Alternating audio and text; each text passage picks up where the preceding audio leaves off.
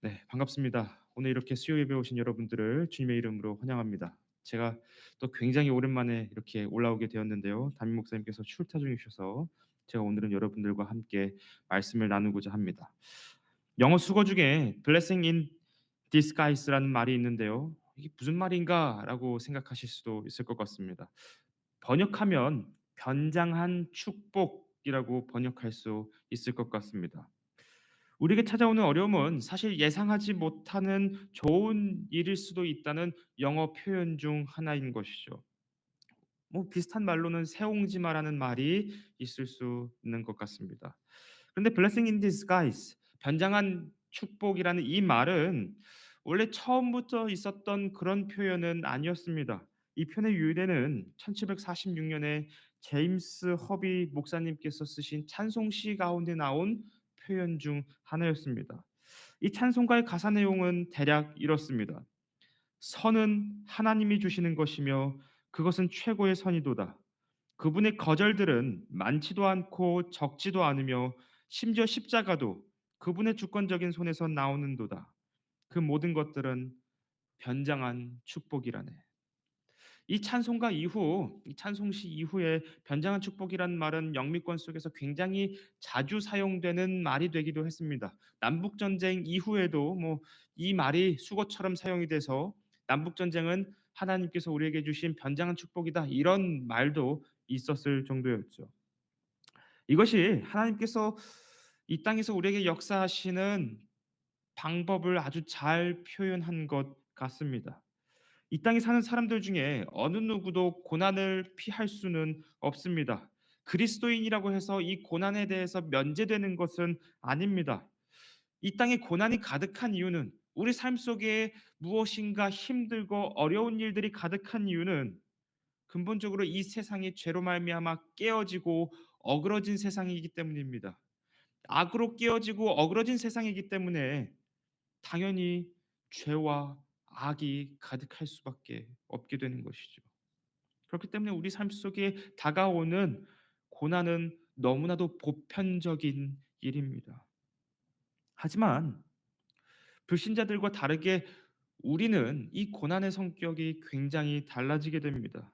하나님께서는 우리의 삶 속에서 일어나는 그 악과 고난을 사용하셔서 더 큰 선으로 만드시기 때문입니다. 그래서 하나님은 우리 삶에 주시는 좋은 것들과 축복을 무엇을 통해서 주시냐면 이 변장한 축복, 고난을 통해서 우리에게 주시는 때가 생각보다 많습니다. 오늘 본문은 하나님의 이와 같은 역사하심을 보여주는 아주 좋은 샘플인 것 같습니다. 그래서 우리가 오늘 이야기를 통해서 하나님께서 구체적으로 어떻게 우리 삶 속에 역사하시는가를 살펴보고자 하는데요. 이제 이야기는 초대교회가 탄생한 직후의 상황입니다. 교회는 예수 그리스도의 부활과 승천 그리고 성령 하나님의 오심을 통해서 시작이 되었습니다.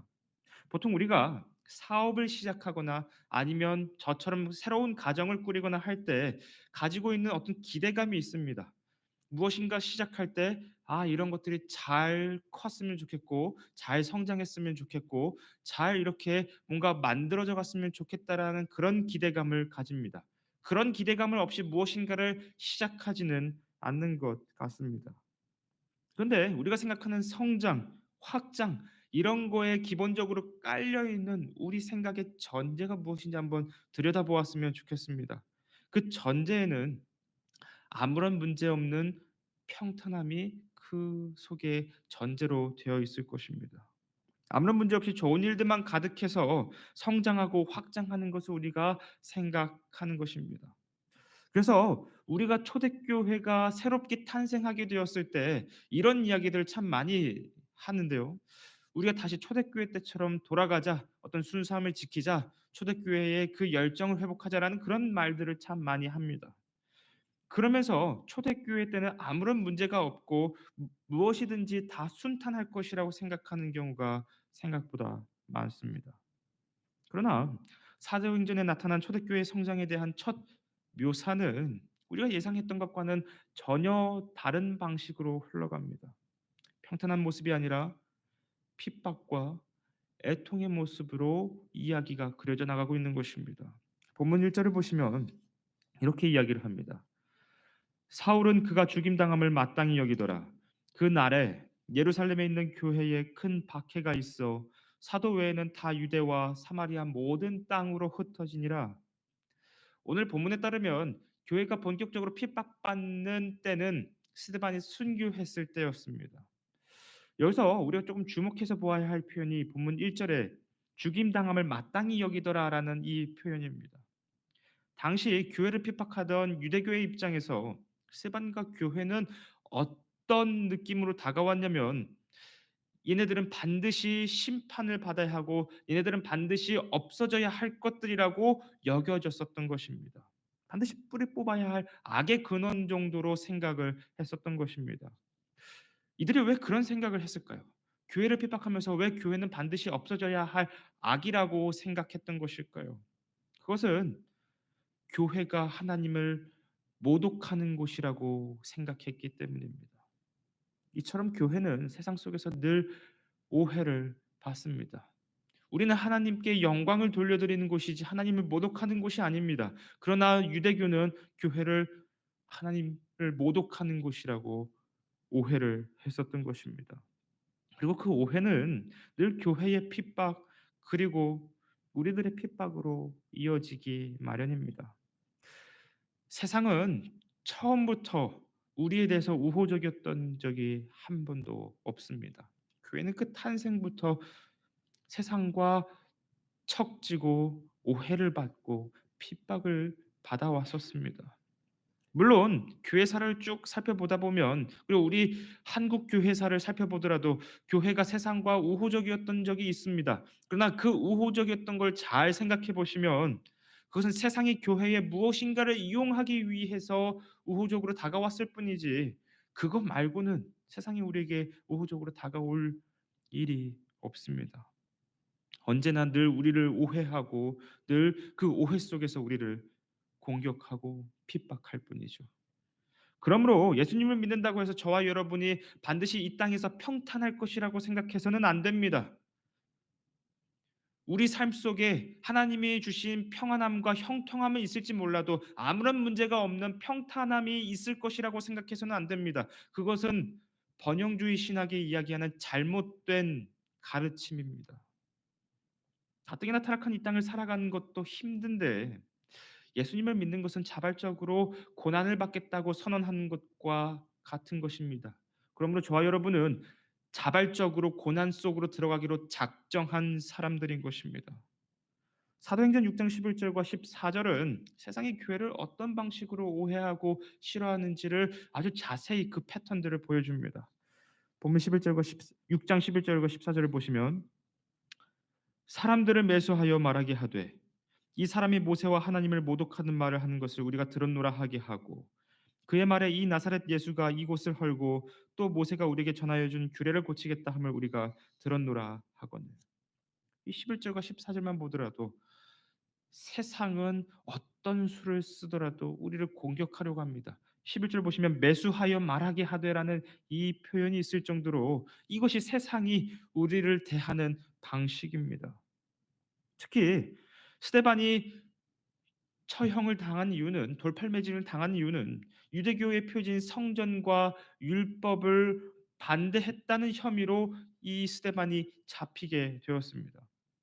그들에게 있어서 성전과 율법을 반대하는 것은 신성 모독의 그런 것들이었습니다. 그러나 스데반은 성전과 율법을 반대한 적이 단 한 번도 없었습니다. 스데반이 그 마지막 설교에서 기독교의 진정한 이유와 예수님께서 무엇을 이루셨는지 설명하는 그 설교 속에서 스데반은 단 한 번도 성전과 율법을 부인한 적이 없었습니다. 반대하지 않았습니다. 오히려 성전과 율법을 더 지지했습니다. 어떤 방식으로 지지를 했냐면 그 모든 것들이 예수 그리스도 안에서 이루어지고 성취되었고 완성되었다는 것으로 이 성전과 율법을 지지했던 것입니다. 그러나 유대인들의 관점에서 이것은 지금까지 자신들이 지켜왔던 그 모든 것들을 부정하는 것처럼 들렸던 것 같습니다. 자신들이 그 모든 노력들, 정체성들, 그 모든 것들을 다 부정하는 것처럼 들렸던 것 같습니다. 결국 그들이 한 것이 무엇이었습니까? 예수님을 십자가에 못 박았고 스데반을 죽였습니다. 하나님이 예수 그리스도 안에서 하신 일보다 자신들의 노력과 종교적인 성취를 더, 더 생각하고 그것을 더 중요하게 생각했던 것입니다. 이러한 모습은 세상이 우리를 향한 그런 모습과 동일합니다. 모습만 달라졌을 뿐이지 그때나 지금이나 세상의 모습은 이러한 패턴들을 가지고 있습니다. 세상이 무엇을 우리에게 강조합니까? 자신의 노력을 강조합니다. 그리고 그 노력을 통해서 얻는 어떤 성취를 강조하고 그 성취에서 오는 보상을 우리에게 강조합니다. 사람들은 이러한 흐름 속에서 자신이 이뤄낸 것들을 자랑하고 이뤄내지 못하면 절망하는 그런 순환 속에 살아가고 있는 것입니다.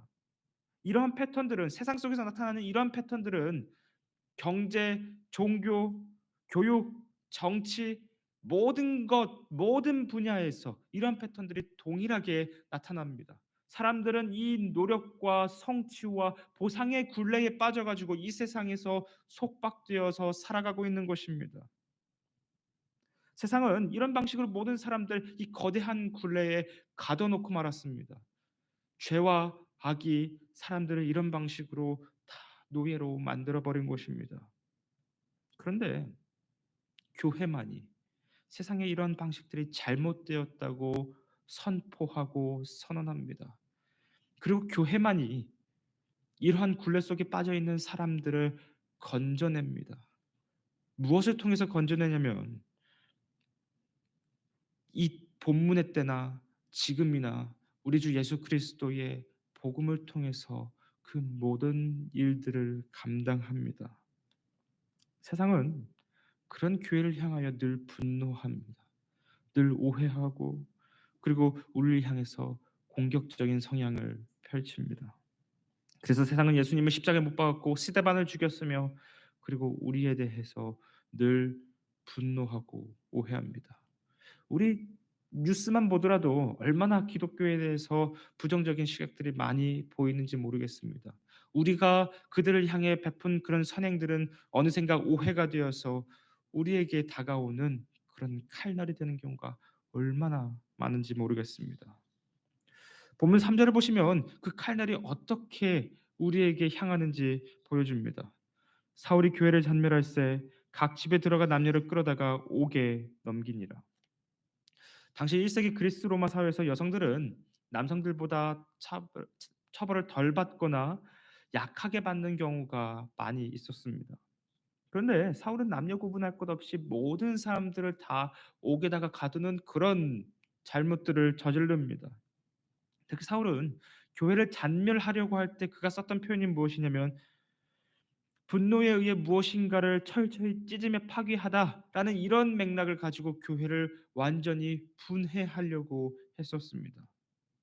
그렇게 교회에 엄청난 핍박이 찾아온 것입니다. 그런데 핍박이 진행되는 이 상황 가운데서 본문 2 절을 우리 함께 보시면 굉장히 생뚱맞게 다른 이야기를 우리에게 보여주는 것 같습니다. 경건한 사람들이 스데반을 장사하고 위하여 크게 울더라. 본문 2 절은 핍박을 다루는 그 과정 가운데 스데반의 장사 지냄을 이야기하고 있습니다. 그러나 이것은 생뚱맞은 이야기는 아닙니다.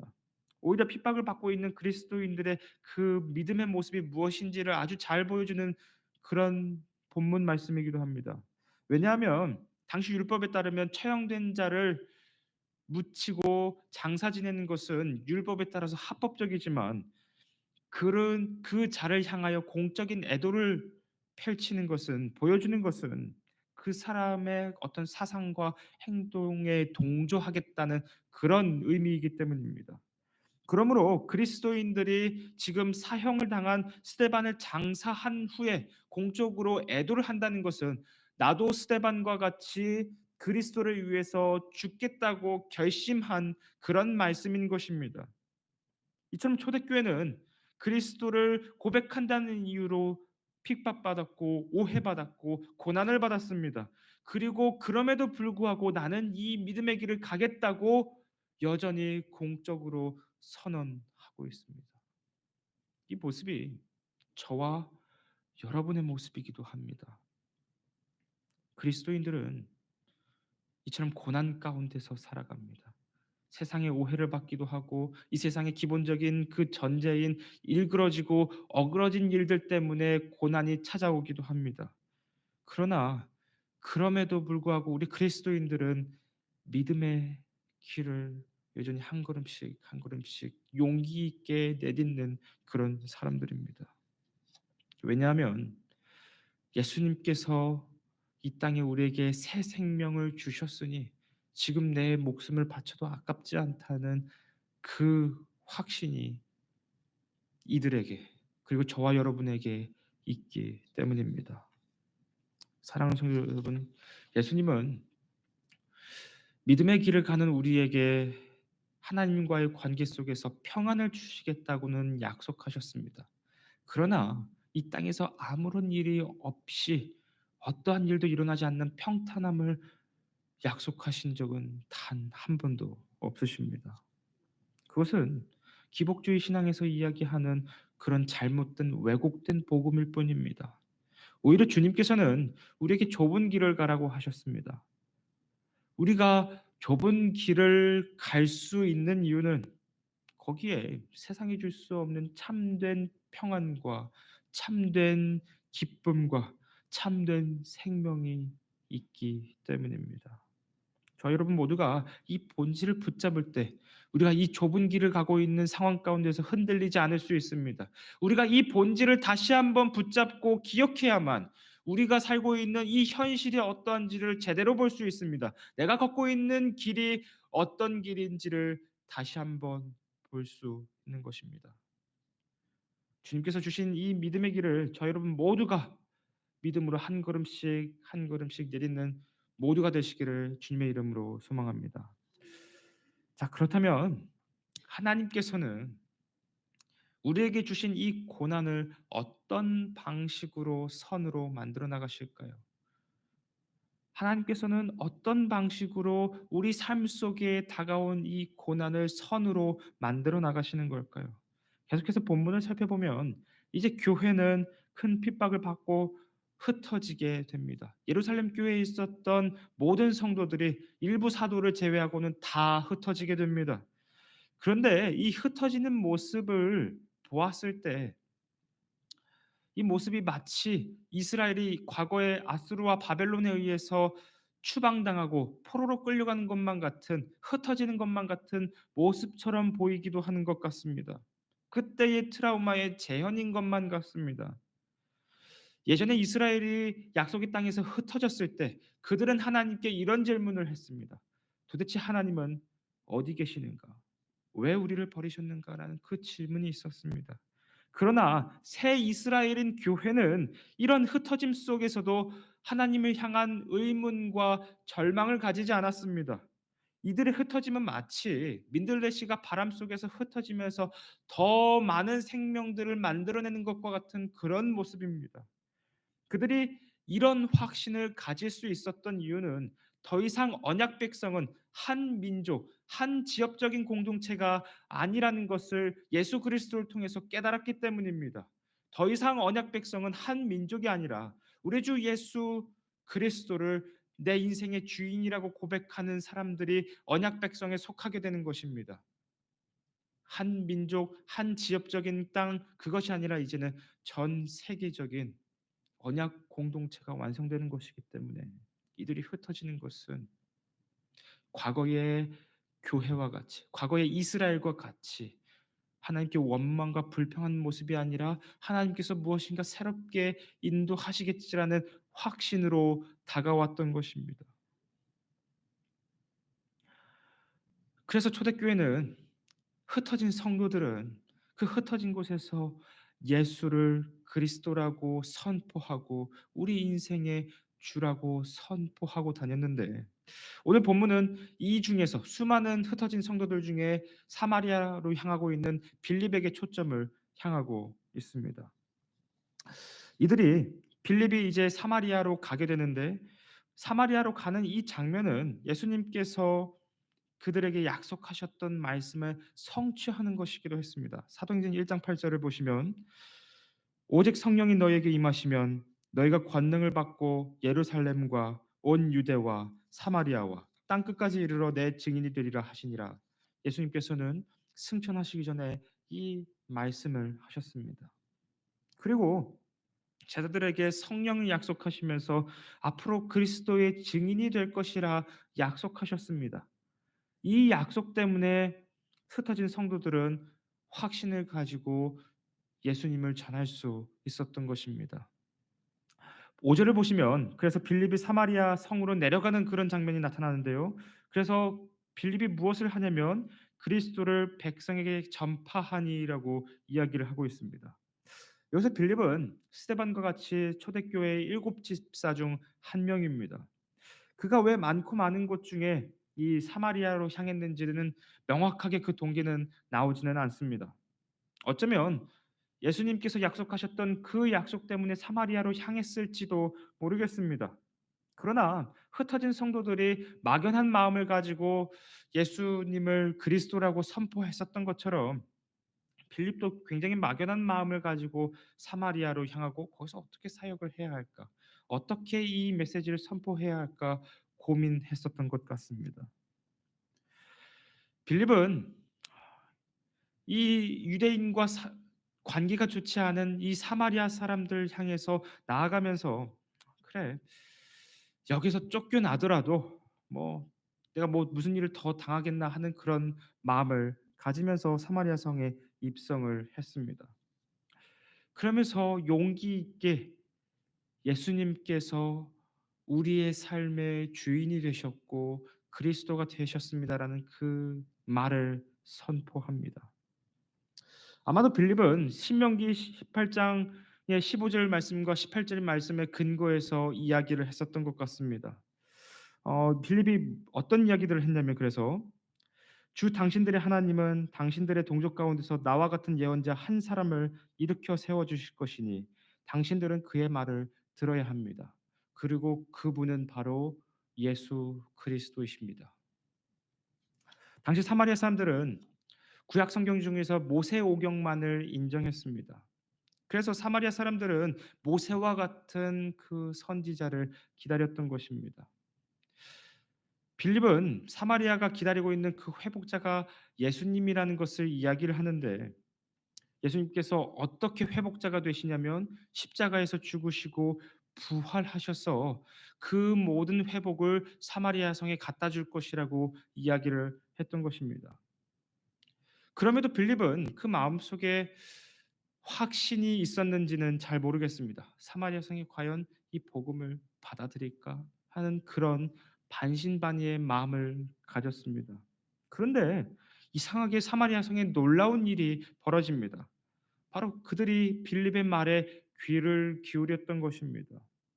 그리고 또 특별한 권능들도 나타났었는데 예수님과 사도들에게만 나타났던 여러 가지 기적과 이 기사들이 나타나기 시작했습니다. 본문 6 절과 7 절을 보시면 "무리가 빌립의 말도 듣고 행하는 표적도 보고 한 마음으로 그가 하는 말을 따르더라.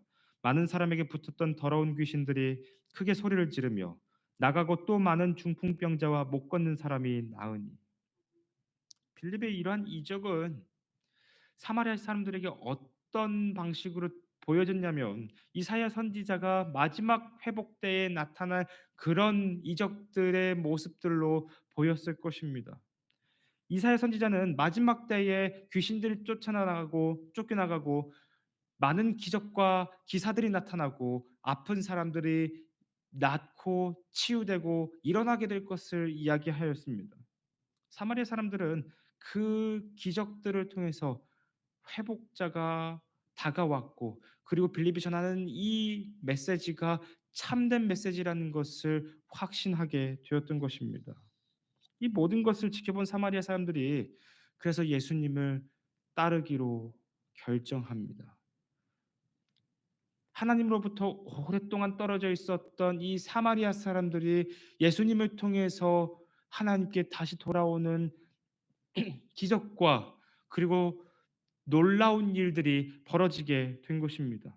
그래서 본문 8 절을 보시면 이 상황을 본문이 뭐라고 묘사를 하냐면 큰 기쁨이 사마리아 땅에 가득하게 되었다고 묘사를 합니다.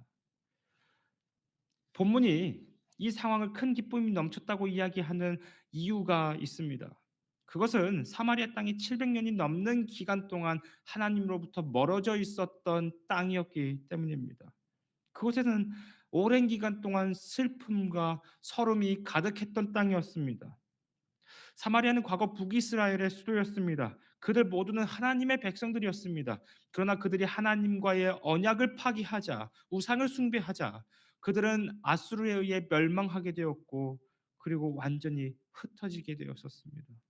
그들이 다시 고국으로 돌아왔지만 바벨론 포로에서 돌아온 유다와 베냐민 지파에 의해 무시를 받기 시작합니다. 너희들은 피가 섞였기 때문에 하나님의 백성이 아니다라는 그런 서름을 당했었던 것입니다. 성전 재건에 참여도 하고 싶었으나 유대인들에 의해서 무시받고 참여를 하지 못하게 되는 서름도 당하였습니다. 그들은 이런 일들을 겪을 때마다 하나님으로부터 버림받았다는, 하나님으로부터 자신들이 내버려졌다는 그런 절망감 가운데 있었던 것입니다. 그런데 그 절망감 가운데 있는 사마리아 사람들에게 하나님이 돌아오셨습니다. 어떻게 돌아오셨냐면 고난받고 핍박받고 어려움 가운데 있었던 한 성도를 통해 하나님께서 그 빌립을 통해 700년이라는 오랜 기간 동안 서름당하고 있었던 그들에게 돌아오셨던 것입니다. 결국 사마리아에는 이러한 상황 때문에 그 무엇도 줄 수 없었던, 그 어떤 것도 위로할 수 없었던 그 사마리아 성 가운데 큰 기쁨이 넘치게 된 것입니다. 사랑하는 성도 여러분, 교회는 이런 과정을 통해 유대 땅을 넘어 사마리아로 성장하고 확장했습니다. 이것뿐만 아니라 여러 고난과 핍박을 통해 교회는 오히려 더 성장하고 확장하면서 자라나갔습니다. 하나님은 교회에 평탄함을 주심으로써, 저와 여러분에게 평탄함을 주심으로써 일하신 것이 아닙니다. 오히려 고난을 통해서, 어려움을 통해서 우리 삶 속에 역사하십니다. 우리는 오늘 본문을 통해서 하나님이 우리 교회에 어떻게 역사하시는지를 보게 됩니다. 우리 인생에 어떻게 역사하시는지를 보게 됩니다. 하나님께서는 우리에게 알 수 없는 큰 고난을 주실 때가 참 많습니다. 왜 이런 것들을 허용하셨나라는 그런 생각들이 정말 많이 듭니다. 우리는 그 고난 때문에 큰 슬픔을 느낍니다. 고난이 다가왔을 때 슬픔을 느끼지 않는 사람은 없습니다. 고난이 왔다고 더 기뻐하는 사람은 없을 것입니다. 그러나 동시에 우리는 그 고난이 우리 삶 속에서 기쁨으로 전환되는 것을, 변화되는 것을 느낍니다. 왜냐하면 하나님께서 그 모든 것을 합력하여서 선을 만드시기 때문입니다. 물론 이 자리에 계신 분들 중에 이 말씀이 믿겨지지 않는 분들이 계실 수도 있다 생각합니다. 내가 겪는 이 인생의 어려움들이 여전히 해결되지 않아서, 지금 닥친 이 문제가 하나님보다 더 커 보이는 상황이어서 이 말씀들이, 이 진리가 믿겨지지 않는 분들이 계실 수도 있다 생각이 합니다. 하나님은 그런 우리들에게 확실한 증거 하나를 주셨습니다. 오늘 본문보다 더 강력한 증거 하나를 주셨습니다. 그것은 바로 우리 주 예수 그리스도의 십자가와 부활 사건입니다. 하나님은 예수님이 감당하신 저주의 십자가를 통해 우리를 살리는 생명의 십자가로 바꾸셨습니다. 예수님께서 경험하신 그 십자가 사건은 이 세상에서 벌어진 그 어떠한 악과 비교할 수도 없습니다. 예수님께서 십자가에 못 박히신 사건은 이 세상에서 나타난 가장 최악의 사건 중 하나입니다. 그러나 하나님께서는 그 가장 최악의 사건을, 가장 악한 사건을 아주 강력한 선으로 바꾸셨습니다.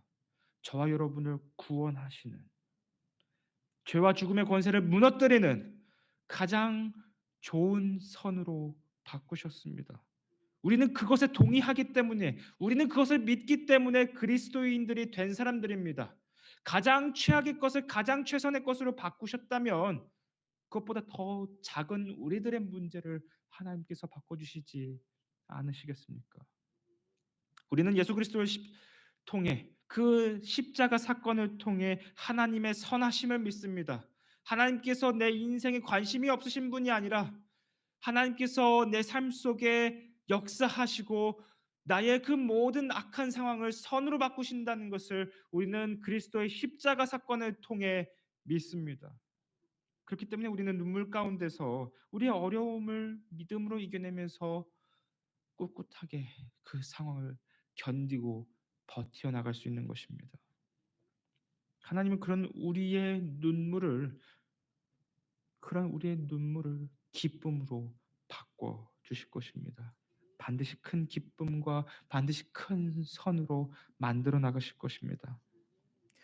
제임스 허브의 찬송 시대로 우리의 고난과 십자가는 하나님의 주권적인 손에서 나옵니다. 하나님께서 우리 삶에 고난을 허용하신 이유에는 하나님의 지혜로우신 그리고 주권적인 손길이 그곳에 있기 때문입니다. 하나님은 그 모든 것을 통해 우리에게 최고의 선을 주실 것입니다. 그러면 우리 삶 속에 찾아오는 고난과 십자가는 우리에게 주어지는 변장한 축복입니다. 저 여러분 모두가 이 사실을 믿으면서 오늘 하루를, 그리고 남은 이번 한 주를 믿음으로 한 걸음씩 한 걸음씩 내딛는 저 여러분 모두가 다 되시기를 주님의 이름으로 소망하고 축복합니다. 기도하겠습니다.